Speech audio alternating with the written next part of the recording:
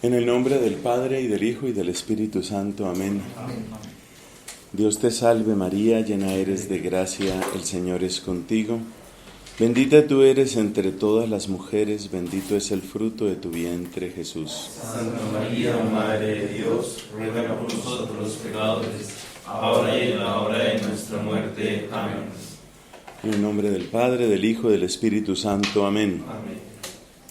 En nuestra clase anterior hemos hablado desde el punto de vista racional, o llamémoslo así, humano, sobre la castidad, y nos dábamos cuenta cómo muchas escuelas de filosofía, muchos pensadores, escritores han recomendado la templanza, el gobierno de uno mismo.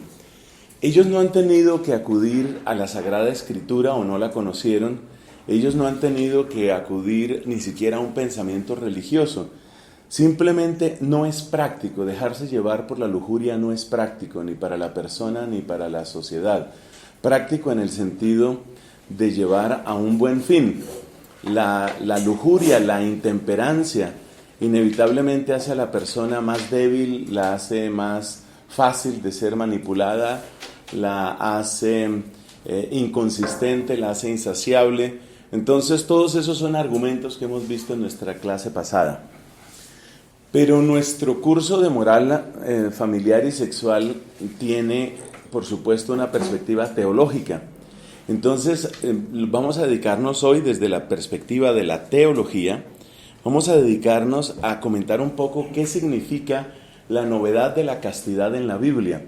Quiero confesarles que originalmente quería centrarme únicamente en el Nuevo Testamento, que es donde aparece con mayor claridad el tema de la castidad. Pero luego uno se da cuenta que si entendemos la castidad como la estamos entendiendo en este curso, pues es algo que ya viene desde el Antiguo Testamento. Efectivamente, nos damos cuenta que la castidad es el orden querido por Dios dentro de la sexualidad humana. Y ese orden querido por Dios no empieza en el Nuevo Testamento, sino que ya empieza desde el Antiguo. ¿Qué vamos a mencionar sobre el Antiguo Testamento? Vamos a mencionar tres cosas. Lo primero son las leyes de pureza. Lo segundo es la relación entre la fornicación y la idolatría. Y lo tercero es el significado profético de la pureza y de la castidad. Entonces, vamos con el primer elemento. El primer elemento son las leyes de pureza. Esas leyes de pureza se refieren ¿a qué? Se refieren por una parte a la sexualidad y por otra parte a la transmisión de la vida. La mayor parte de esas leyes de pureza. Leyes de pureza son, por ejemplo, las que dicen que el hombre no debe vestirse como mujer, la mujer no debe vestirse como hombre. O, por ejemplo, las que dicen que si la mujer está durante su periodo, entonces en ese tiempo ella debe recluirse, debe permanecer en su casa, etc. Esas leyes de pureza pueden causarnos un poco de extrañeza para nuestra mentalidad y nuestro conocimiento científico actuales. Y por eso la pregunta que nos hacemos al respecto es, ¿realmente había un sentido para eso? ¿Cuál era el propósito? ¿Qué era lo que se quería con esas leyes de pureza? La noción de lo puro y de lo impuro significa ante todo un límite a las pretensiones de la voluntad humana de gozarlo todo y de manejarlo todo, de manipularlo todo. Es decir, lo primero que hay que destacar en las leyes de pureza es que ponen un límite a la voluntad humana. Ponen un cierto límite que tiene algo de arbitrario, pero que al mismo tiempo es una enseñanza en cuanto que transmite un mensaje. ¿Cuál mensaje? No puedes simplemente hacer todo lo que quieras, cuando tú quieras y como tú quieras. Hay una comparación que tal vez algunos de ustedes ya me oyeron en otro curso, cuando hablábamos de sacramentos, de servicios, si alguno tomó ese curso conmigo, refiriéndonos a este mismo tema de las leyes caprichosas que encuentra uno en el Pentateuco, que no se puede mezclar tal tela con otra tela en un vestido. ¿Eso qué sentido tiene? ¿Cuál es el propósito de eso? Que los animales que tienen la pezuña de tal manera sí se pueden comer, los que tienen la pezuña de la otra manera no se pueden comer. ¿Qué sentido tiene eso? Ese tipo de leyes, ese tipo de prescripciones, muchas de las cuales son rituales, se parecen mucho a las restricciones que un papá o que una mamá le pone a un niño cuando está pequeño. Entonces voy a repetir aquí el ejemplo que di en ese momento. Supongamos una mamá que le dice a su hijo, puedes ver la televisión, pero solo de 3 a 5 de la tarde. A las 5 de la tarde se acaba la televisión.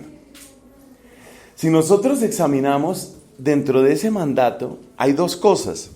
Hay un número exacto, hay una cifra exacta, 5 de la tarde. Pero si uno se hace la pregunta, bueno, ¿y qué? ¿Es que la televisión es buena a las 4:59 y la televisión es mala a las 5:03? Por supuesto que esa pregunta tiene como única respuesta, no, el problema no es ese. El problema es que hay que poner algún límite. Ese límite, el número como tal, tiene algo de caprichoso, pero el hecho de que se instaure un límite no es caprichoso. No sé si me explico en esa distinción. El número 5 de la tarde, es un número caprichoso, pero el hecho de que se le diga al niño, no puedes ver televisión siempre, eso no es caprichoso, eso tiene un significado. Entonces, lo mismo sucede con las leyes de pureza. Muchas de las leyes de pureza tienen un trasfondo que a la luz del desarrollo cultural, científico, se demuestra prácticamente como ¿qué? Como caprichoso. El tema aquel de no mezclar las telas de una y de otra, sobre todo ese tipo de prescripciones, uno ve que son muy difíciles de justificar. Uno se da cuenta que es muy difícil dar una razón para eso, que no se puede mezclar la lana con el lino, por ejemplo. ¿Y por qué no se puede mezclar la lana con el lino? Pero detrás de esas leyes se van poniendo límites a las pretensiones humanas. Esa es la expresión que hay que poner aquí. Entonces, ¿qué es lo que quieren las leyes de pureza? Las leyes de pureza quieren poner límites a las pretensiones humanas. ¿Cuáles son las pretensiones humanas? Las pretensiones humanas son, yo quiero gozar ahora, yo quiero placer ahora, yo quiero pasarla bien ahora, o yo quiero dominar esto a mi manera. Entonces, poner un límite a las pretensiones humanas no es caprichoso, es una educación, es una pedagogía. Y todo papá y toda mamá lo sabe. Los horarios que nosotros tenemos en nuestra propia vida siguen teniendo algo de caprichoso. Cuando a uno le dicen, por ejemplo, bueno, a usted le corresponden confesiones a tal hora, bueno, ¿y qué? ¿Y es que el sacramento no vale 10 minutos antes o 50 minutos después? Hermano, lo importante no es el número, lo importante es la organización, lo importante es el límite que vamos poniendo a nuestra propia voluntad. Entonces, ¿para qué servían las leyes de pureza? Servían para poner límites a las pretensiones humanas. El otro sentido es que fomentaban una conexión, quitemos esta letra que no entra aquí y pongamos simplemente una conexión con el misterio de la vida. Con el misterio de la vida. Es decir, entre paréntesis, lo sacro. Recordemos que las cosas sagradas siempre tienen eso que llamamos fascinación, pero también distancia. Lo sagrado causa fascinación, pero también genera una sensación de distancia. Se nota muy bien en el pasaje de Moisés y la zarza, ¿no? Moisés, por una parte, queda fascinado por lo que está viendo, una zarza que arde sin consumirse, pero por otro lado, la voz le dice, el lugar que pisas es sagrado, quítate las sandalias de tus pies. O sea, hay un llamado, pero también hay una restricción. Eso es muy típico de lo sagrado. Lo sagrado establece una distancia, aunque también tiene un atractivo. Atractivo y distancia son dos ingredientes de lo sagrado. Entonces las leyes de pureza tienen algo parecido. Las leyes de pureza ponen una distancia. Hay algo especial que está sucediendo en la mujer cuando tiene su periodo. Hay algo especial. Eso tiene conexión con la vida. Detente, toma distancia.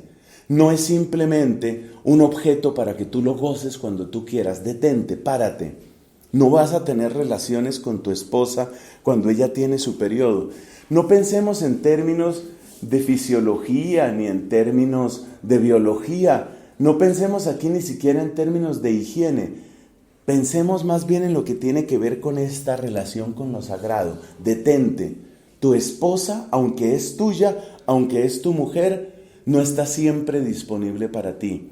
Tu esposa, en ella sucede algo especial, en ella hay un misterio.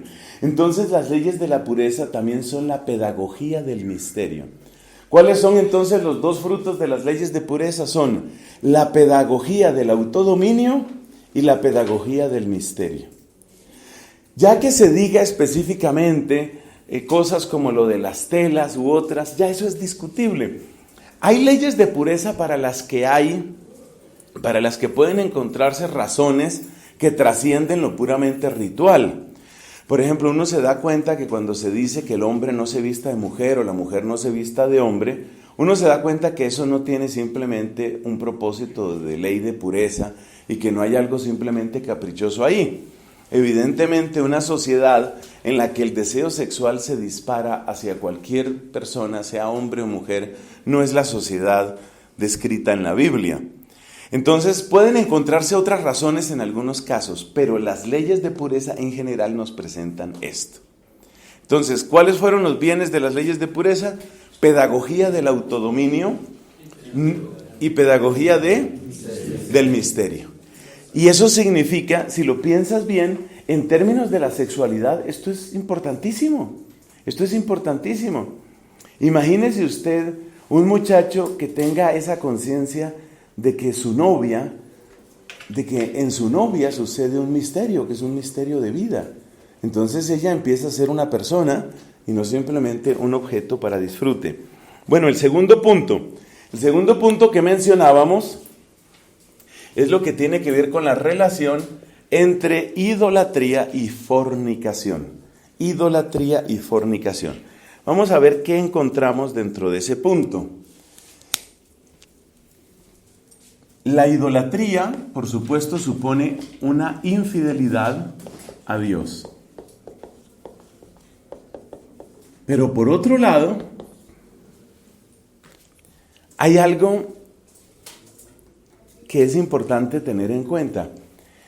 Y es que la idolatría es algo así como entregarle el corazón a un Dios falso, poner su confianza en un Dios falso. Recordemos que en la Biblia la fe siempre tiene una característica dinámica, existencial, que significa la confianza. O sea, en la Biblia la fe siempre está conectada con la confianza. Tener fe no es simplemente tener unas ideas que también son importantes, sino que es primariamente el depositar mi confianza. Entonces, ser idólatra, ¿qué es? Depositar mi confianza en un Dios falso. ¿Y qué es depositar mi confianza? Es entregarme. Y es aquí donde aparece la profunda relación entre la fornicación y la idolatría. Porque resulta que, como lo han dicho muchos moralistas, estudiosos de la moral, entre ellos Santo Tomás de Aquino, la vehemencia, la intensidad del placer sexual conlleva una especie de entrega. Es decir, la persona llega al momento en el que no es dueña de sí misma. La intensidad del placer hace que la persona no llegue a tener completo dominio de sí mismo o de sí misma. Y eso significa que la intensidad del placer sexual, más incluso que cualquier otro placer físico, con la posible excepción ya de las drogas y cosas de esas, más que cualquier otro placer físico, el placer sexual lleva a la persona a no ser dueña de sí misma. Y si no es dueña de sí misma, ¿qué es lo que está haciendo? entregarse. Ahí es donde está la relación profunda entre la idolatría y la fornicación. La idolatría es la entrega del corazón, la fornicación es la entrega del cuerpo. Por eso continuamente los profetas están hablando de la idolatría como una forma de adulterio, como una forma de fornicación, como una forma de prostitución. El lenguaje que utiliza, por ejemplo, el profeta Ezequiel es difícil de publicar para menores de edad. Es un lenguaje supremamente duro. Lo que le dice compara a los dos reinos, el reino de Judá y el reino de Israel, con dos mujeres, dos hermanas.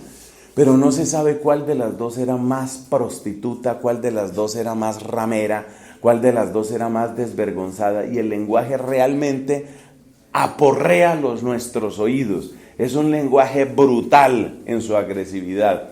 Pero es por eso. Entonces, ¿cuál es la palabra que aparece aquí? ¿Cuál es la palabra que une estas dos realidades? Es la palabra entrega. Esa palabra entrega sigue siendo válida. Sigue siendo válida en nuestro tiempo. Y fíjense que estoy en el Antiguo Testamento. Ojo con eso. Estoy en el Antiguo Testamento. Y estamos hablando de temas que son perfectamente actuales. Mire, esta pedagogía del autodominio se necesita hoy, por supuesto. Y esta pedagogía del misterio se necesita hoy, por supuesto. Porque la persona que no mira el cuerpo humano como expresión de un misterio, mira el cuerpo humano como un bien del que se puede disponer. Sea para producción económica, o sea para placer, o sea para lo que sea. O sea, estas son lecciones que vienen del Antiguo Testamento, pero que son plenamente actuales. Y lo mismo aquí, el tema de la entrega. Una pareja cercana a mi familia te cuenta esta historia. Resulta que el varón, el esposo, empezó a aficionarse, ellos católicos de toda la vida, empezó a aficionarse a oír emisoras protestantes. Y entonces él decía que él oía esas emisoras porque los protestantes predicaban con mucha fuerza, porque eran buenos oradores y porque además pues daban mucha formación bíblica. Entonces estaba con el tema del protestantismo. Y entonces varias veces sucedía que por las mañanas, usted sabe que la gente a medida que va avanzando la edad se le va dañando el sueño, entonces este hombre se ponía sus audífonos y oiga los sermones esos de los pastores protestantes, y la esposa católica fervorosa pues estaba realmente muy disgustada con eso, pero no hallaba cómo decirle, porque él siempre volvía a sus mismos argumentos. Los argumentos de él eran: yo sigo siendo católico, simplemente me parece que son muy buenos predicadores y creo que me están dando formación bíblica, y dele con eso. Hasta que un día ella le hizo esta comparación. Ella dijo: mire, el vecino fue admirador mío de toda la vida. ¿A ti te parece que yo esté hablando con él simplemente porque somos buenos amigos? O sea, le hizo la comparación a partir de aquí. Yo no estoy fornicando con él, yo no estoy siendo infiel con él, pero ¿a ti te gustaría que yo estuviera hablando con él? Entonces, claro, el tipo se pone serio y la mira y le dice: ¿cómo así? ¿Y eso qué pasó? Explique. Ah, bueno, entonces entienda. Entonces uno tiene que darse cuenta de esa relación profunda que hay entre la entrega del corazón o del alma, que es lo propio de la fe, y la entrega del cuerpo, que es lo propio de la pureza y de la castidad. Esta relación es muy interesante. Es muy interesante porque fíjese usted que a lo largo de la historia de la iglesia, cuando se ha dañado la doctrina, se dañan las costumbres. Y cuando entra la corrupción de las costumbres, la gente daña la doctrina. O sea, se parece muchísimo a esto, ¿sí o no? La idolatría se expresa muchas veces como heterodoxia en la doctrina. Es decir, empiezo a creer cosas que no son propias de la fe. Y la corrupción de las costumbres tiene que ver con la fornicación que aparece ahí.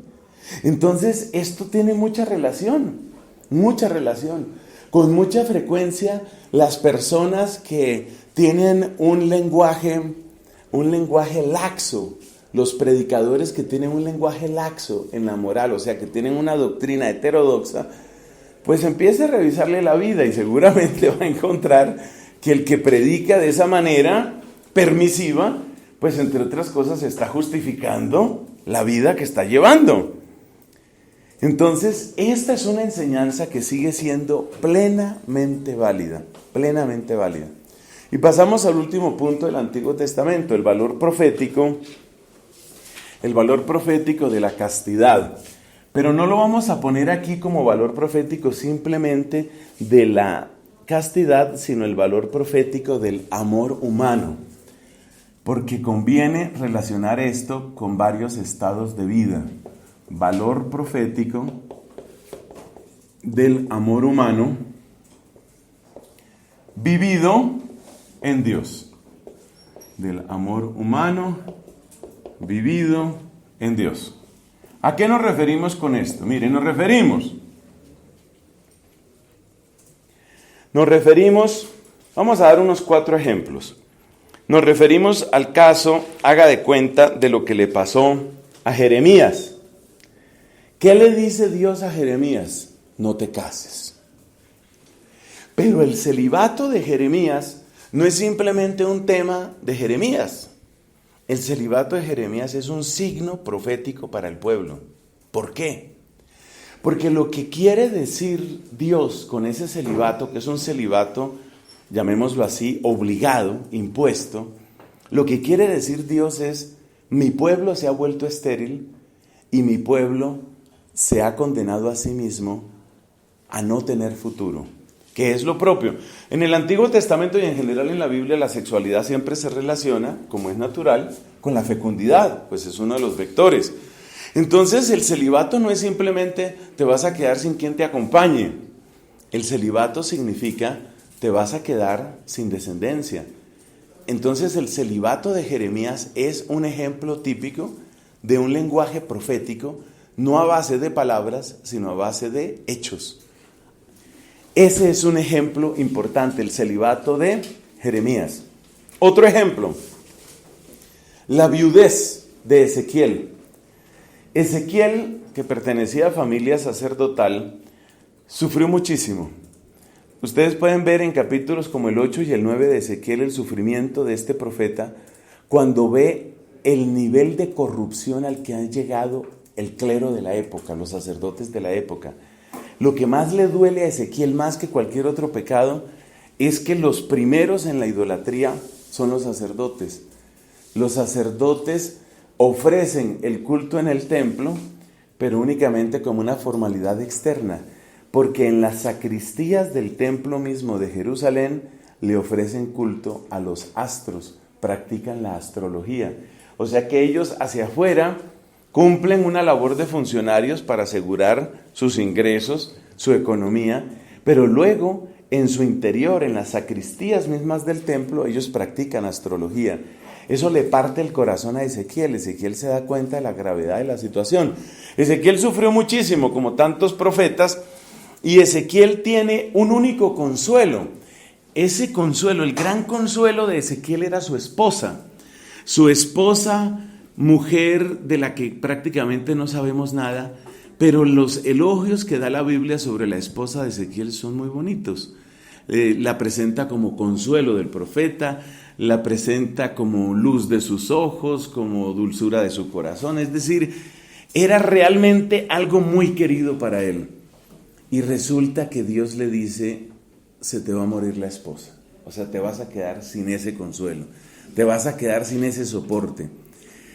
Y por supuesto que ese dolor brutal de Ezequiel de perder a su esposa tiene también un significado profético, porque ustedes saben que Ezequiel, lo mismo que Jeremías, es profeta en el tiempo del destierro. Entonces, ¿tú entiendes lo que significa perder a la esposa que tú amas con todo tu ser? Eso es lo que yo estoy sintiendo, porque el pueblo me ha dado la espalda, mi pueblo muere, mi pueblo está muerto. Entonces, ahí tenemos otro ejemplo en el profeta Ezequiel. Otro ejemplo muy distinto, con una esposa que no era nada ejemplar, es el caso de Oseas. Oseas tenía a su esposa, de esa sí aparece el nombre era feo, parece que el comportamiento de la señora era más feo, ella se llamaba Gomer. ya con ese nombre ya empezamos mal. Y resulta que esta mujer era espantosamente infiel. Los estudiosos del profeta Oseas dicen que no estamos seguros de si se trataba de una mujer a la que Oseas conoció en el mundo de la prostitución o una mujer que después de casarse con Oseas se prostituyó, se volvió terriblemente infiel. Pero el problema de Oseas, ¿cuál era? El problema de Oseas no era solo que la mujer le fuera infiel, sino que él no podía parar de amarla. Como no podía parar de amarla, como no podía detener el ímpetu de su amor hacia ella, un amor lleno de ternura, podemos imaginarnos el sufrimiento de Oseas con cada nueva infidelidad, con cada nueva promesa de esta mujer que luego no le cumplía lo que le había prometido. El dolor de Oseas es terrible y de nuevo ese dolor es una descripción ¿de qué? Del dolor de Dios frente al pecado de su pueblo. Entonces ahí tenemos 3 profetas cuya vida afectiva, incluso sexual, se convierte en lenguaje de Dios sobre lo que está sucediendo en el destierro y también antes del destierro. El cuarto ejemplo que queremos dar es el caso de el hombre más sabio que reconoce la Biblia, es decir, Salomón. Salomón, llevado por su sabiduría, pero una sabiduría puramente humana, como lo denuncia la Carta de Santiago, la sabiduría que se queda solo en este mundo, Salomón entra en una sabiduría, pero es una sabiduría puramente humana, puramente mundana. Y para Salomón la sabiduría mundana significa que si yo tengo que tener buenas relaciones con los demás pueblos, el vehículo, el instrumento adecuado es matrimonios. Entonces Salomón se dedicó a celebrar matrimonios con todo el mundo. Toda tribu, pueblo, raza, clan, pueblo nómada, los que aparecieran por ahí, Salomón celebraba matrimonio. Las cifras que da la Biblia parecen a todas luces exageradas porque habla de cerca de 300 esposas. El objetivo de Salomón con ese número de esposas y con el gran número de concubinas, cerca de 700 concubinas, no es hablar de una persona degenerada sexualmente, no ese es el primer propósito. Lo que sucede es que las esposas se supone que aseguraban tratados políticos con las naciones vecinas y se supone que las concubinas eran una demostración de poder. Todavía en el mundo musulmán funciona un poco esa lógica. El que tiene un gran harén, ¿no? Llaman eso, el que tiene un gran hato de mujeres, porque las tratan como si fuera ganado, el que tiene muchas mujeres, como si fuera una especie de rebaño, eso indica que yo soy muy poderoso. Entonces Salomón, como un despliegue de su poder y como una astucia de su talento político, tiene esa gran cantidad de concubinas y de esposas. Pero evidentemente eso implica muchas formas de fornicación y de adulterio. ¿Y en qué se traduce eso? Pues eso se traduce en idolatría, porque resulta que todas estas esposas que empezaron a llegar a Jerusalén, ellas llegaban con su propia religión, y como yo necesito mi religión, yo necesito mi sacerdote, que es el que oficia el culto a mi religión. Entonces dice la Sagrada Escritura, nunca llegaron tantos ídolos a Jerusalén como en la época del rey Salomón. Eso demuestra el vínculo estrechísimo que hay entre idolatría y fornicación, y eso demuestra el valor profético que para bien o para mal tiene la manera como cada uno vive. Desde luego esto nos prepara para llegar al Nuevo Testamento. Y en el Nuevo Testamento las líneas que hemos encontrado permanecen. Pero ahora podemos decir que permanecen con mayor fuerza. ¿Por qué? Porque resulta que el celibato, la virginidad consagrada de nuestro Señor Jesucristo, es al mismo tiempo una invitación al dominio de sí mismo, es una proclamación sobre el misterio del cuerpo humano, al que Él llama templo. Él llama a su propio cuerpo un templo, el verdadero templo de Dios. Muestra cómo el que guarda verdadera pureza en su cuerpo, guarda verdadera fidelidad en su corazón. Entonces, la manera de vivir de Jesucristo hay que entenderla no simplemente como una decisión práctica. Fíjese usted que muchos de los líderes que nosotros conocemos también en nuestra época no tienen esposa. O sea, tienen amante seguramente, pero esposa no tienen. Entonces, si usted pregunta cuál es o fue la esposa de Fidel Castro, pues estuvo enredado con una cantidad de mujeres, dejó hijos, pero esposa como tal, el comandante no dejó. Y lo mismo puede decirse de Chávez, y lo mismo puede decirse de Maduro, y lo mismo puede decirse de una cantidad de gente. Es decir, esas personas realmente no tienen vida de familia, pero la razón para ellos no tener vida de familia pues es que están completamente entregados a su proyecto político. Lo que presenta nuestro Señor Jesucristo es algo radicalmente diferente. Y es aquí donde en Cristo aparece una novedad que es lo que se describe en Mateo capítulo 19 y que llamamos el ser eunuco por el reino de los cielos. Ser eunucos por el reino de los cielos. Las palabras de Cristo son muy claras en el sentido de que hay unos que nacieron así, dice Cristo. Hay otros que fueron castrados o que fueron hechos eunucos por la maldad de los hombres. Y hay otros que se hacen eunucos por el reino de los cielos. La comparación con aquellos que han sufrido violencia de los hombres y por eso resultaron eunucos, esa comparación es sumamente fuerte porque realmente lo que está diciendo Cristo con esto es que es un momento sumamente dramático. O sea, tiene que haber una razón muy fuerte para ese ser eunuco. La persona que resulta esterilizada violentamente, pues padece una fuerza, una agresión realmente en su cuerpo. Y la comparación que hace Cristo deja sugerido que la razón para ser eunuco por el reino de los cielos tiene que ser una razón sumamente fuerte. Tiene que ser algo muy, muy fuerte para que una persona pueda sentir eso. Y Cristo mismo dice a los discípulos, esto no lo entienden todos. Bueno, la mejor manera que he encontrado para explicar esto de ser eunuco por el reino de los cielos parte precisamente de un texto del Antiguo Testamento.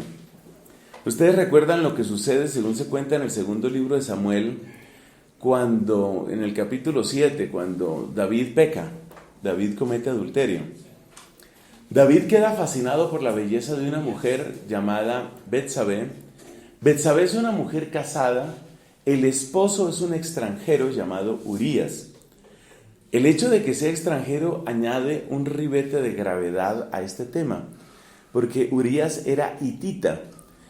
En la historia del pueblo de Israel hubo combates entre los hebreos y los hititas, o sea, no son de la misma raza, pero Urías, el hitita, pelea en el ejército de David, y pelea para defender a David, y pelea para defender la alianza, y pelea por el rey de Israel. Ese es Urías, el hitita. O sea, es un extranjero, pero un extranjero que ha dado tan completamente su corazón a la causa de Yahvé, que pelea en los ejércitos de Yahvé. Bueno, en mala hora, David se fascina por la belleza de Betsabé, tiene relaciones con ella, la mujer queda embarazada. A David le interesa ocultar su pecado. Y la mejor manera de taparlo en una época en que no se hacen exámenes de ADN es lograr que Urías esté con la esposa. Porque si Urías está con la esposa, pues prontamente, por esos mismos días, entonces, pues ahí se va a lograr que la gente crea que ese hijo que nace es un hijo de Urías y no que es un hijo de un adulterio propiciado por el rey, es decir, por David. Esa es la estrategia, una estrategia astuta, una estrategia que podríamos llamar perversa. Esa es la estrategia de David. Entonces David manda llamar a Urías. Y después de mandarlo llamar y de conversar con él sobre las cosas de la guerra, con un cinismo espantoso le dice, ve a tu casa, con el propósito de que durmiera con su mujer. Nadie iba a comprobar, por supuesto, si ellos habían o no habían tenido relaciones, pero el solo hecho de que durmiera con la mujer daba a entender que eso podía haber sucedido. Ah, claro, eso fue en la época en que él tuvo una licencia y se quedó ahí con la esposa y quedó ella embarazada. Por el contrario, si Urías había estado muchas semanas e incluso meses por fuera de casa y las cifras, las semanas, la cuenta de semanas no daba, pues la gente tenía que suponer aquí hubo algo grave. Entonces David le dice a Urías que se quede en su casa, pero Urías no se queda en su casa. Urías se queda en los cuarteles del rey, en el palacio, ahí en el monte Sión. O sea, Urías no se va a acostar con la esposa. Y entonces, pues le está fracasando el plan a David. Y David, pues vuelve y habla con Urías y le dice, ¿pero por qué no te has quedado? La respuesta de Urías, que conviene reflexionarla y no sé, dejarnos impactar por ella, es más o menos con estas palabras. ¿Cómo puedo yo acostarme con mi esposa? ¿Cómo puedo yo disfrutar con mi esposa mientras está amenazada el arca, está amenazada la alianza, está amenazado el rey? Es decir, la urgencia de fidelidad, la gravedad del combate es lo que hace que Urías, por decirlo de alguna manera, no tenga ni cabeza, ni corazón, ni romanticismo, ni nada para con la esposa. Ya llegará el momento de estar con ella. Por ahora estamos en una guerra que está terrible. Los filisteos se nos vienen encima. A duras penas los estamos logrando detener. Esta situación está muy grave. Entonces este no es el momento para estar yo diciéndole cosas bonitas al oído de mi mujer. Este es el momento para dar la pelea. Se ve que Urías está tan metido en la gravedad, en la seriedad del combate, que realmente no quiere tener ese tiempo con la esposa. Entonces David da un paso más en su cinismo y trata con todavía más perversa astucia lograr su propósito, emborrachar a Urías. Se supone que una persona que está ebria, pues es una persona que es muy poco dueña de sí misma. Seguramente en medio de la ebriedad se le despierta el deseo sexual, como tenemos ese ejemplo de lo que le pasó a Herodes en el banquete aquel en que mandó matar a Juan Bautista. La persona que ha vivido mucho pierde dominio de sí mismo, y si pierde dominio de sí mismo fácilmente se le despiertan deseos que podían llevar a Urías a que fuera a dormir a su casa, que eso era lo que quería el rey David. Pero a David no le funcionan los planes. Aún en lo más crudo de su borrachera, Urías sigue siendo fiel a Dios. Es decir, si es verdad que el licor lo que hace es desinhibir a las personas, algo así como desnudarles el alma, Urías es una persona que aún en el centro de su alma, ebria y desnuda, sigue buscando a Dios y sigue buscando la gloria de Dios. Es impresionante. Esto lo estoy contando porque esto hace entender qué significa ser célibe en la perspectiva del Nuevo Testamento. El que tenga ese tipo de amor por el reino de Dios, ese es el que entiende el celibato. El que tenga esa clase de fascinación por el reino de Dios, el que tenga esa fascinación por la causa del reino, como Urías muestra ahí, ese es el que entiende. Y por favor, téngase presente que Urías, ya lo hemos dicho, era una persona casada. Y este Urías, que era una persona casada, pues debemos presumir que ya conocía las dulzuras del trato y del amor físico con su esposa. Pero a pesar de conocer esa dulzura, siente que es mucho más dulce para él el amor de Dios y siente que es mucho más urgente pelear por la causa de Dios. Cuando David se da cuenta de que ni siquiera emborrachando a Urías logra producir una infidelidad en Urías, entonces cambia de estrategia y lleva el crimen a un nivel todavía peor. Es ahí cuando le manda a su general llamado Joab, le manda a su general: llévate a Urías a lo más crudo de la batalla y cuando esté ahí déjalo solo para que lo maten. Joab, que para mí esto es una desgracia, Joab cumple puntualmente las instrucciones del rey. Lleva a Urías a lo más crudo de la batalla y cuando están en el ataque más fuerte, se retiran los demás para dejar solo a Urías, que de esa manera es asesinado. Realmente podríamos llamar a Urías, y esto no es retórica, podríamos llamarlo un mártir de la pureza. Es un mártir de la causa de Dios. Porque si Urías hubiera tenido menos amor a Dios y hubiera buscado un respiro en medio del combate, durmiendo con aquella mujer, que además ya sabemos que era muy bella, pues no hubiera muerto, pues hubiera criado un hijo que no era el suyo, pero no hubiera muerto. Entonces Urías realmente es como una especie de mártir de la pureza en el Antiguo Testamento. Finalmente muere Urías y Joab le manda la noticia a David: ya murió Urías. Y cuando ya murió Urías, entonces David inmediatamente cambia de plan y manda a traer inmediatamente a Betsabé. Hay personas que se preguntan por qué David manda a traer inmediatamente a Betsabé, es decir, ni siquiera la deja lo que podría ser un periodo mínimo de duelo. La respuesta es muy sencilla, es que iban corriendo los días y él necesitaba que no pareciera que el hijo de esa relación era un hijo que había nacido en adulterio.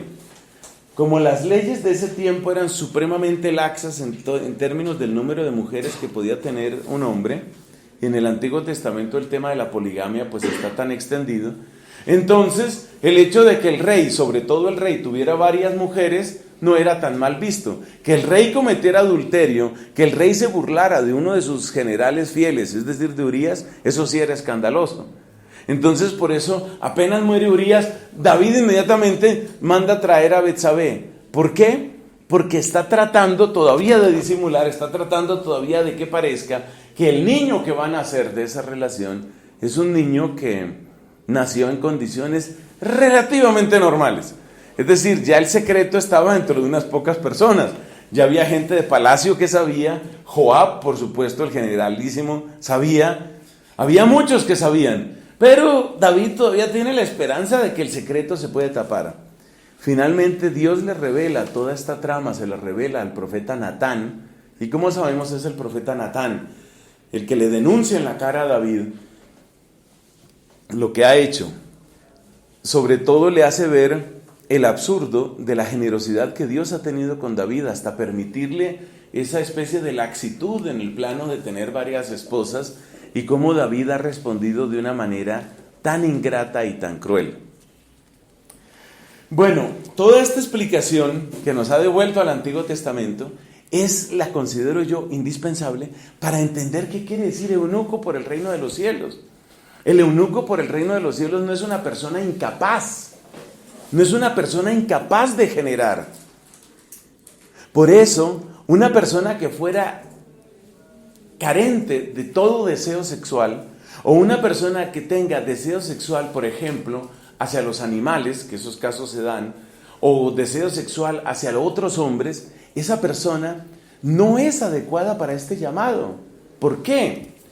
Esta parte hay que entenderla muy bien, queridos amigos, para que se vea cuál es la sabiduría bíblica que está metida en esto. Examinemos el caso de Urías. ¿Qué es lo que hace tan notable el sacrificio de Urías? Que Urías es plenamente hombre, que es plenamente heterosexual, que ama a su mujer y sabe tener sexo con ella y seguramente lo ha disfrutado, pero que teniendo todo eso, a todo eso renuncia por la fidelidad a Dios. Entonces la fidelidad a Dios queda cualificada por el tamaño de la renuncia. Si Urías fuera una persona homosexual, si Urías fuera una persona absolutamente desinteresada del sexo, dicen algunos que esa condición también existe. Esa condición algunos le llaman asexualidad.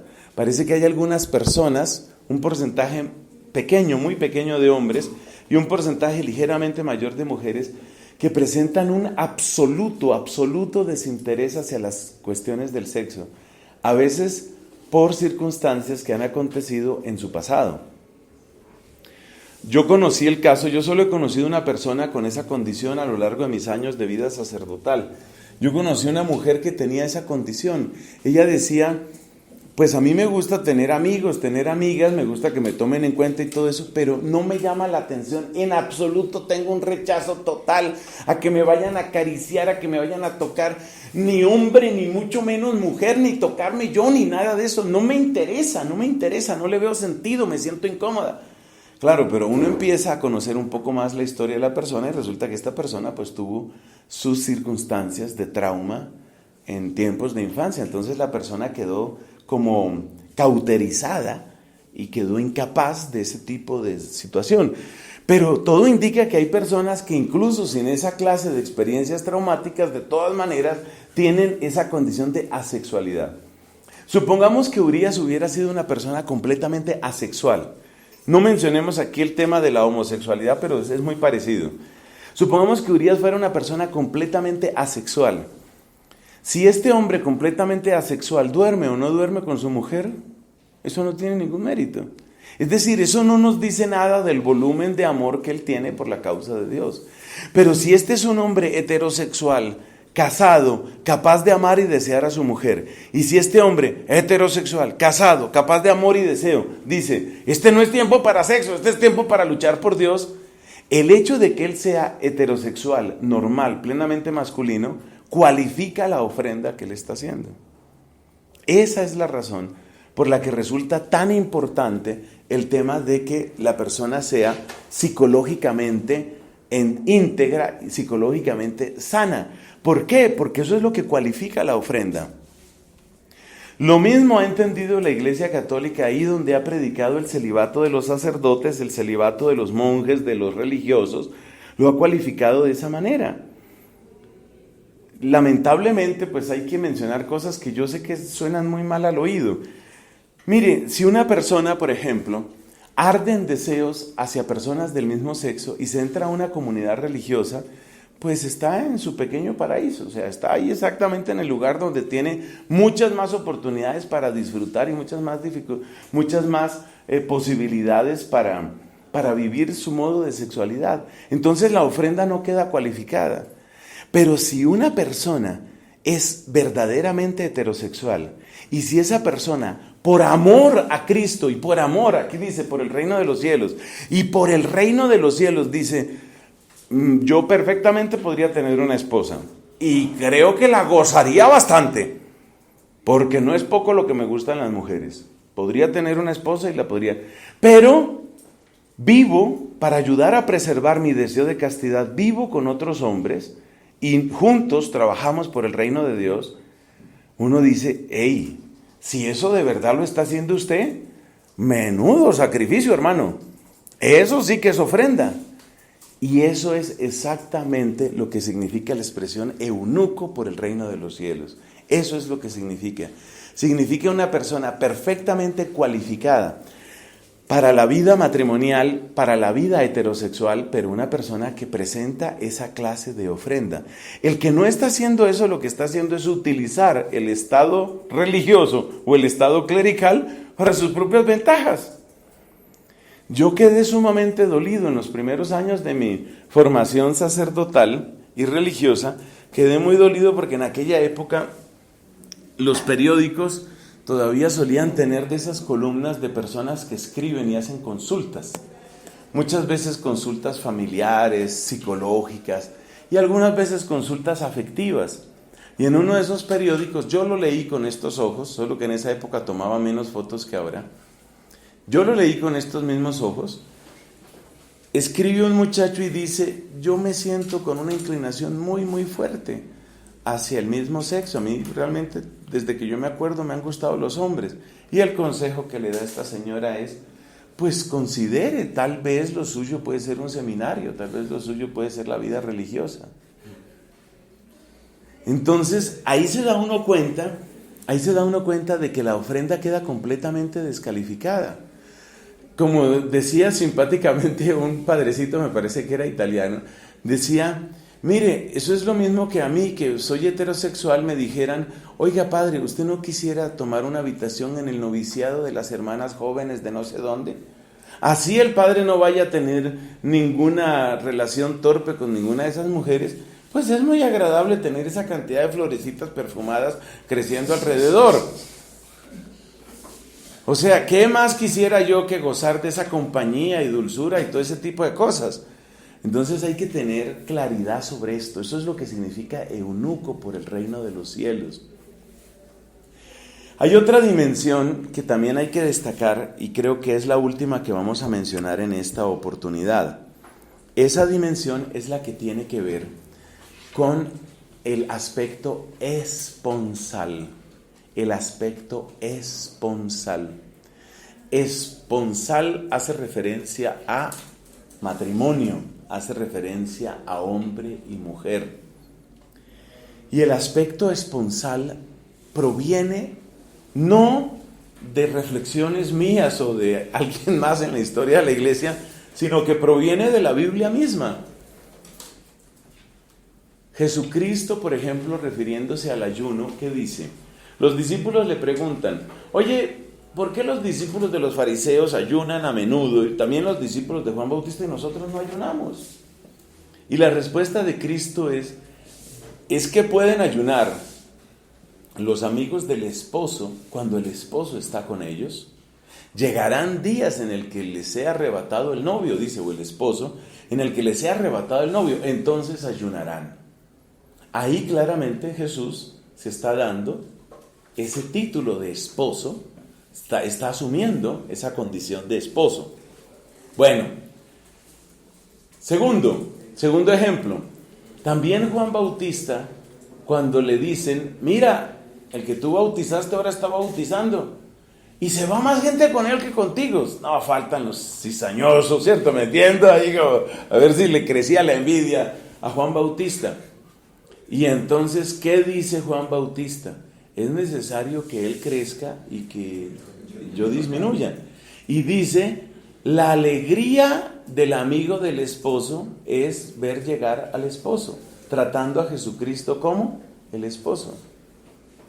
Fíjate que esto empata, esta espiritualidad esponsal, que es lo segundo que tengo que escribir aquí, esta espiritualidad esponsal concuerda plenamente con el Antiguo Testamento. Yo quiero destacar ese hecho, porque es que todavía queda gente que trata al Antiguo Testamento de una manera absurda, es decir, que maltrata al Antiguo Testamento. Por favor, no caigamos nosotros en eso.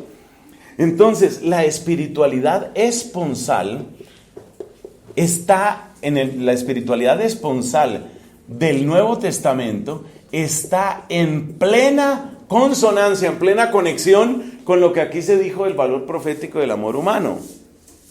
Observemos en las comparaciones que hice, particularmente con el profeta Ezequiel y con el profeta Oseas, observemos que en esas comparaciones, queridos hermanos, ¿quién es el esposo? Dios. ¿Y quién es la esposa? El pueblo. Si ustedes se dan cuenta, en la Biblia entera jamás se compara a Dios con la parte femenina.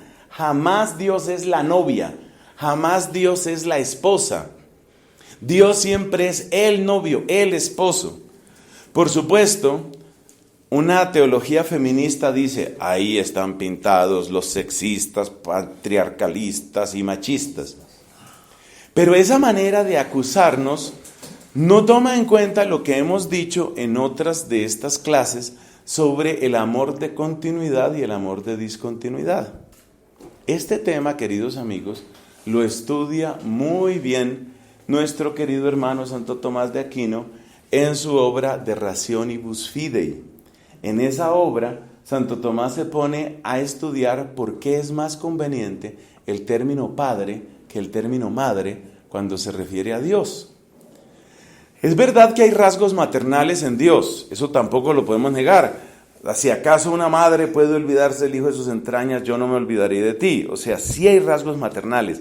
La inmensa ternura, la ternura del amor de Dios realmente supera la ternura de cualquier mujer, eso nadie lo puede negar.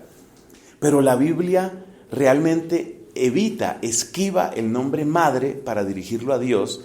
Y esto no es por razones patriarcalistas. Lo explica muy bien Santo Tomás cuando hace, pues de él es de quien tomo yo esta idea de el amor de continuidad y de discontinuidad. Es que lo que sucede es que, como hemos dicho, la manera como ama la mujer ama al hijo como una prolongación del propio ser. Eso se llama amor de continuidad.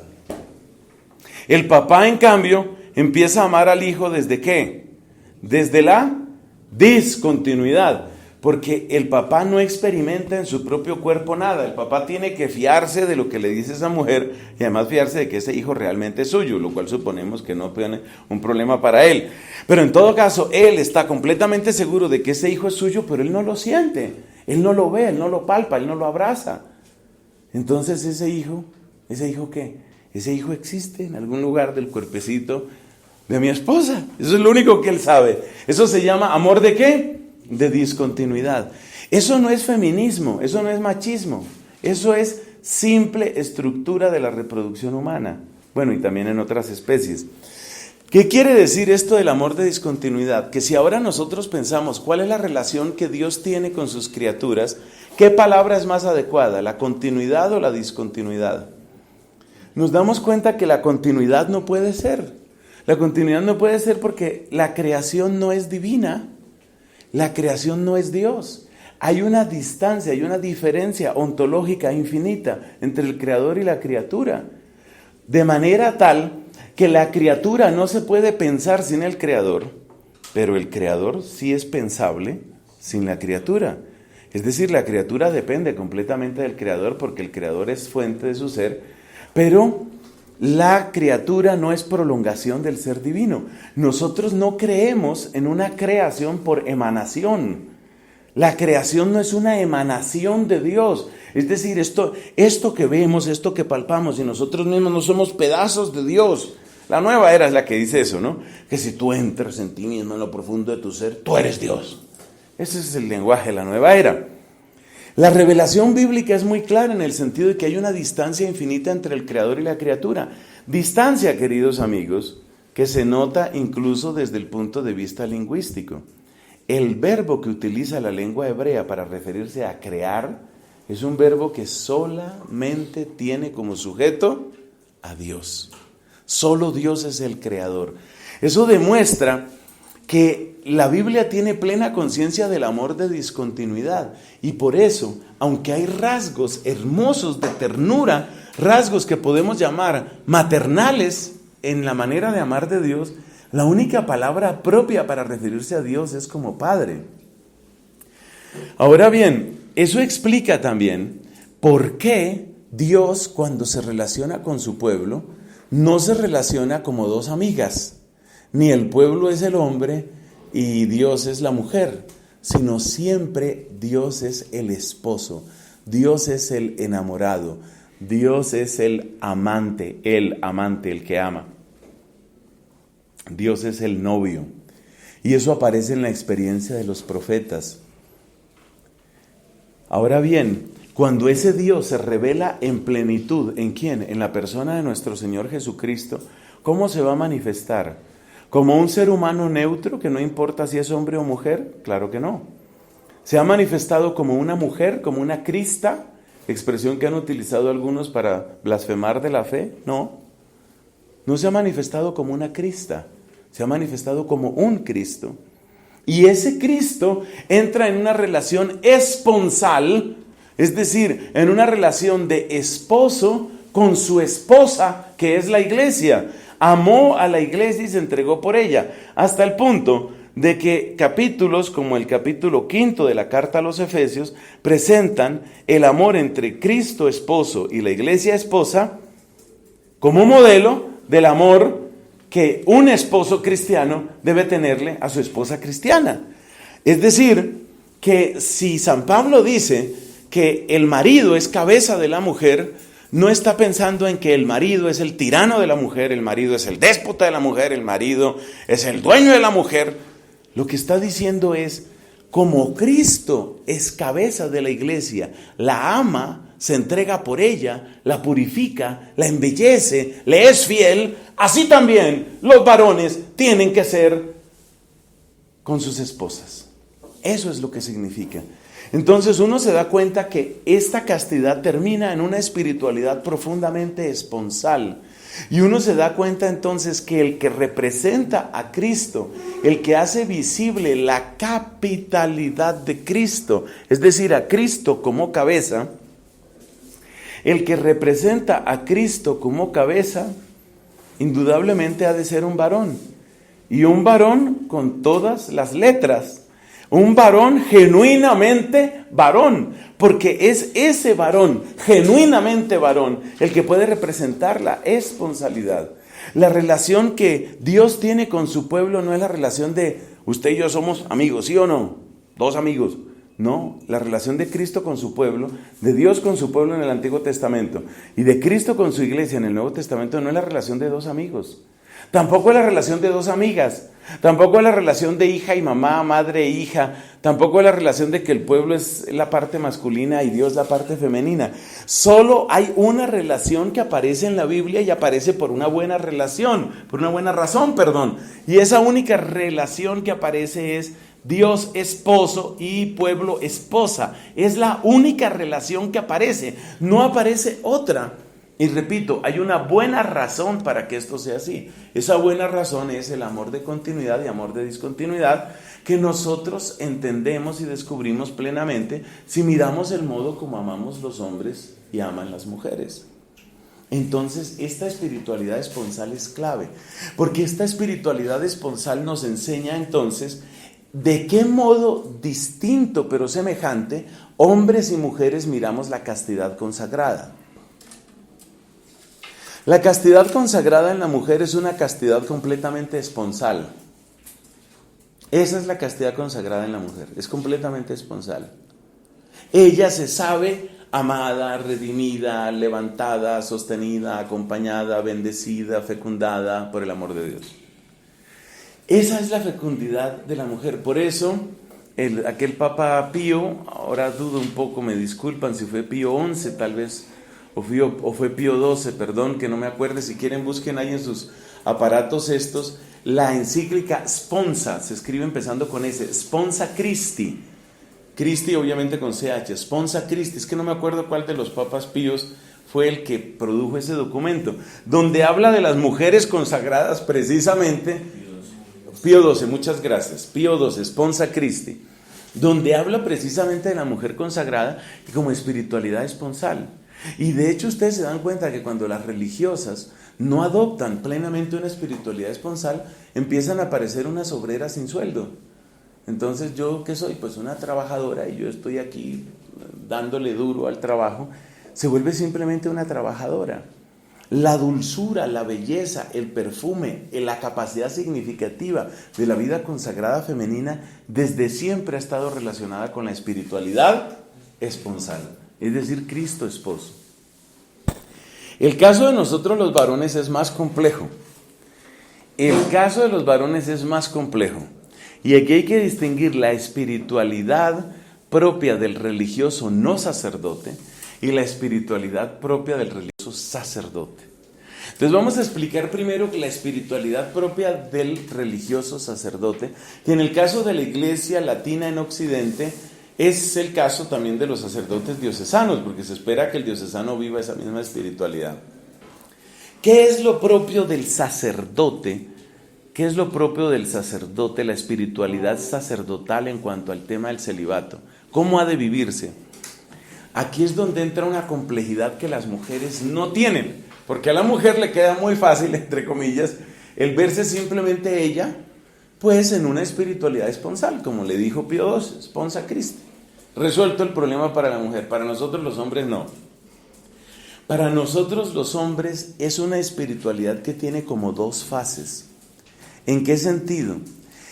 En cuanto pertenecientes a Cristo, en cuanto conquistados por el amor de Cristo, también nosotros necesitamos el lenguaje de la esposa. Y eso se nota especialmente en un carmelita llamado San Juan de la Cruz.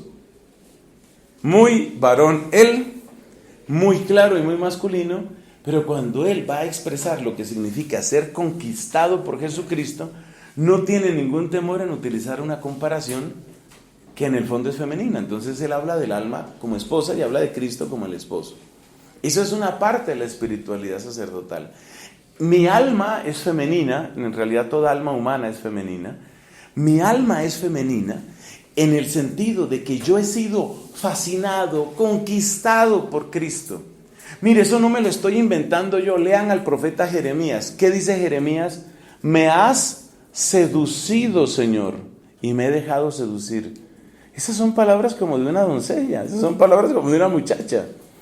Entonces la espiritualidad sacerdotal tiene que tener dos fases. Una fase sigue siendo una fase esponsal, porque esa es propia de toda la raza humana. Uno no puede pertenecer a la raza humana, no importa lo que uno sea, hombre o mujer. Uno no puede pertenecer a la raza humana y ser plenamente cristiano sin acercarse a este tipo de espiritualidad. Y les repito, personas como San Pablo lo dicen de esa manera. San Pablo escribe a una comunidad y les dice: yo quise presentarlos ante Cristo como una doncella. Y resulta que los primeros que leían esa carta eran los hombres. Y les dice: yo les quise presentar a ustedes. Es casi chistoso. Los quise presentar a ustedes, y les escribía un grupo de hombres como si fueran una doncella ante Cristo. Entonces ahí no hay duda alguna. Una parte de la espiritualidad del celibato por el reino de los cielos es siempre esponsal a la manera de las religiosas o las vírgenes consagradas. Pero en el sacerdote hay otra espiritualidad, que es la espiritualidad de San Juan Bautista, el amigo del esposo. El amigo del esposo. Es decir, yo quiero que triunfe Cristo. Ese mismo Cristo que me ha seducido, como dijo Jeremías, ese mismo Cristo que me ha fascinado, ese mismo Cristo, yo quiero que ¿qué? Yo quiero que triunfe. Yo quiero que le salgan bien las cosas. Yo quiero que la gloria sea para Él. Entonces, un sacerdote o un religioso que sea sacerdote necesita esas dos. Pero ahora viene la tercera, porque son tres ingredientes en realidad. La tercera es: yo hago presente a Cristo cabeza dentro de la comunidad. Incluso los sacerdotes que no tenemos parroquia, que es propiamente tener una comunidad asignada, los sacerdotes que no somos párrocos, pues tenemos una responsabilidad frente a una comunidad. Por ejemplo, el caso de nosotros dominicos, pues unos poquitos son párrocos. Los que no somos párrocos, ¿qué? ¿No tenemos responsabilidad? Pues claro que sí. Si usted publica algo, pues usted tiene una responsabilidad con la gente a la que le está hablando. Si usted da una conferencia, usted tiene una responsabilidad frente a ellos. Entonces, a ver si logro explicarme. Esto se ve mejor aquí con un cuadrito. Vamos a tratar de representar aquí el cuadro. Ya verá cómo mi Dios me ayuda, porque son 3 pasos que esto tiene. El cuadro lo vamos a representar aquí. El cuadro lo representamos aquí, y entonces este cuadro tiene las siguientes casillas. Por aquí vamos a poner los estados de vida, y por aquí vamos a poner las 3 posibilidades de relación con el celibato de Jesucristo. Entonces, aquí vamos a poner en primer lugar a las religiosas y las vírgenes consagradas. Eso es. Ahora verá que este cuadro nos va a ayudar a aclarar las cosas. Entonces, aquí tenemos a las religiosas. Vamos a poner solamente aquí la palabra religiosas. Luego, en el segundo espacio, en el segundo renglón, vamos a poner aquí los religiosos no sacerdotes, como es el caso de los monjes religiosos no sacerdotes. Y vamos a poner en el tercer renglón, vamos a poner a los sacerdotes. Y aquí, como estamos hablando, solo nos referimos a la Iglesia Católica en Occidente, pues aquí el celibato es propio de los sacerdotes. Entonces aquí ponemos religiosos y diocesanos. Son las 3 posibilidades que estamos considerando. Y ahora ponemos, en la parte vertical ponemos 3 posibilidades. Uno es lo que se llama espiritualidad esponsal, que es aquello de me sedujiste, Señor, me dejé seducir. ¿O dónde lo pongo? Vamos a ponerlo aquí, en el tercero. Espiritualidad esponsal. La espiritualidad esponsal. Luego vamos a poner aquí lo que corresponde a la espiritualidad del amigo del esposo. Este es el amigo del esposo. Amigo del esposo.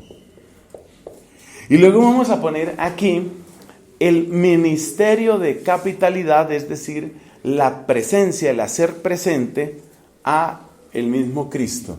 Ministerio de capitalidad. Entonces, fíjese cómo funciona esto de una manera muy bella. Vamos a considerar los 3 casos. ¿Qué es lo que corresponde a la religiosa? La religiosa, con mucha sencillez, se concentra aquí. Espiritualidad esponsal. Ahí está ella. Encuentra la unidad de su ser femenino en el donarse completamente a Jesucristo, sentirse totalmente amada por Él, saber que en Él está su fecundidad y su plenitud. Encuentra también, la gran mayoría de ellas encuentran también que el mejor ambiente para vivir eso es, pues, ayudarse con otras.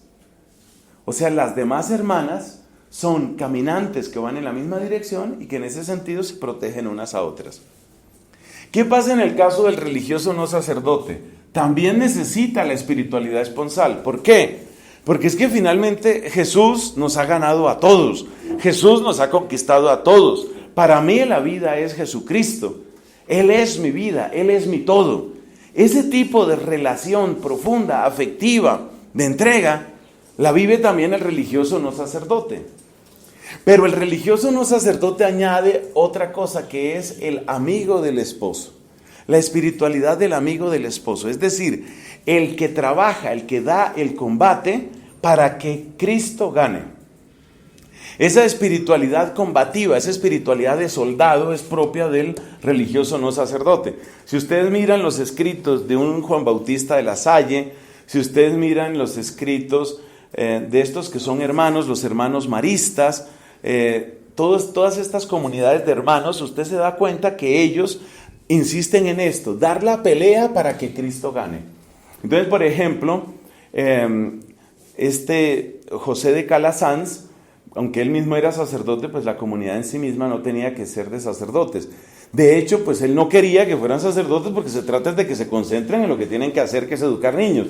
Si ustedes miran la manera como habla José de Calasanz sobre el trabajo de los religiosos que no son sacerdotes, es más o menos, vamos a dar la pelea para que estas almas no se pierdan para Cristo.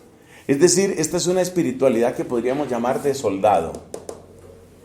¿Y qué es lo que le corresponde al sacerdote? Obviamente necesita también espiritualidad esponsal, como un San Juan de la Cruz.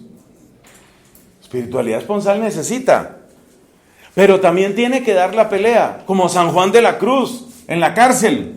¿Qué hacía San Juan de la Cruz en la cárcel? Pues vivir una relación intensa de amor con Jesucristo, pero también dar la pelea por la verdad. Juan de la Cruz estaba en la cárcel, encarcelado por sus propios hermanos, pero estaba en la cárcel dando la pelea por Cristo. Y tiene también un ministerio de capitalidad. ¿Qué es ministerio de capitalidad? Que Cristo, como dice el prefacio de la solemnidad de Jesucristo, sumo y eterno sacerdote, con amor de hermano elige a algunos para que lo hagan presente. Entonces, ¿qué es lo que le corresponde al sacerdote? Hacer presente a Cristo como cabeza.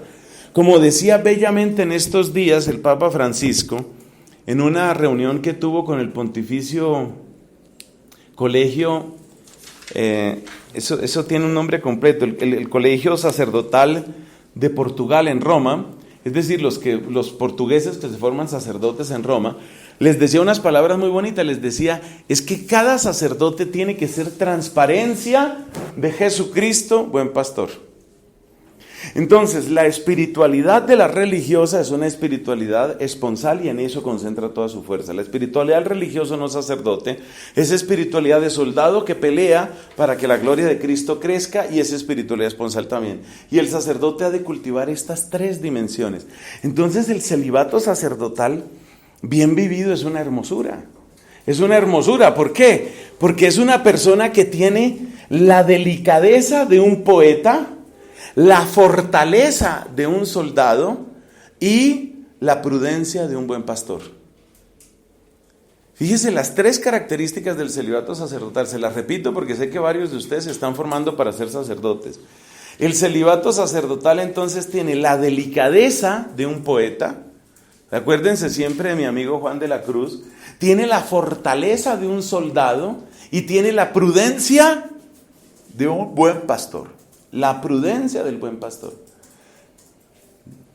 Por última vez, la delicadeza, la fortaleza y la prudencia. Y de esa manera el celibato sacerdotal tiene una fuerza muy grande. Obviamente, el celibato sacerdotal solo es posible. Este es el celibato que vivió San Pablo. Esta es la manera como amó San Pablo. El celibato sacerdotal solo es posible ¿desde qué perspectiva? ¿Desde qué ángulo? Desde una persona que tenga una fascinación, como dicen los argentinos, bárbara. Una fascinación bárbara por el reino de Dios. El que no esté fascinado, prendado, encantado, enamorado del reino de Dios, no la va a lograr. No la va a lograr porque de inmediato pues empieza a decir, no, un momentico, yo también soy hombre, yo también tengo derechos, yo también necesito, yo también. Eso les pasó también a los apóstoles, aunque sea en otro sentido. Usted recuerde la frase que le dice Pedro a Jesús. No la dice refiriéndose específicamente al celibato, pero es que se puede conectar. ¿Qué es lo que le dice Pedro a Jesús? Oiga, nosotros le hemos dejado todo. ¿Qué nos va a tocar? O sea, se ve que la renuncia es fuerte. Y la única manera de perseverar en esa renuncia es al modo de Urías. Es decir, con una fascinación absoluta por el reino de Dios. Cuando todas las fuerzas del corazón están orientadas hacia allá, obviamente uno sigue siendo varón, obviamente uno puede seguir teniendo tentaciones, pero digamos que poco a poco las fuerzas se van orientando en un sentido. Y debe servir para vergüenza nuestra que hay personas que han vivido esto por motivos que son menores que Dios. Uno de los filósofos cuya vida privada ha sido más investigada es Emmanuel Kant. La razón por la que Kant ha sido investigado de una manera tan intensa, escrutado de una manera tan intensa, es porque Kant fue célibe. Entonces, pues, por una parte está la morbosidad de la gente. A ver, ¿qué tendría por ahí el tipo? ¿Qué escondería? Y por otro lado también están algunos que piensan, llegó a sugerirse en alguna época, que Kant era homosexual. Entonces han buscado en su correspondencia, han buscado por todas partes, a ver dónde aparecen palabras así medio dulces para otro hombre para decir, mire usted cómo entre la población homosexual surgen grandes filósofos. La verdad es que ni de una cosa ni de la otra. Todo indica que Kant vivió un celibato absolutamente sano y tranquilo. ¿Y por qué? No por el reino de los cielos, sino por la filosofía. Hay otro señor, también muy conocido, de todos ustedes, en el mundo de la ciencia, Isaac Newton. Newton vivió algo más de 80 años de edad. No es un modelo de relaciones humanas, era una persona vanidosa, era una persona vengativa. No es un modelo de ser humano en términos de caridad, pero refiriéndonos al tema en el que estamos, busque usted la lupa más grande de su habitación, escrute la vida de Isaac Newton y usted se dará cuenta que él vivió realmente en celibato. No se ve que tuviera ningún tipo de costumbre degenerada ni depravada, ninguna relación subrepticia, ningún tipo de enredo ni con hombre, ni con mujer, ni con nada. Entonces tiene que servir, me parece, tiene que servir de aliciente en nuestro propio camino como personas consagradas, que ha habido quienes han entregado con generosidad su vida a causas que son distintas de Dios. Si ellos lo han hecho por la filosofía o por la ciencia, lo que tenemos que hacer nosotros es pedirle al Señor que nos aumente el amor hacia su causa y hacia su reino y sobre todo hacia Él mismo. Gloria al Padre, al Hijo y al Espíritu Santo. Como era en el principio, ahora y siempre, por los siglos de los siglos. Amén.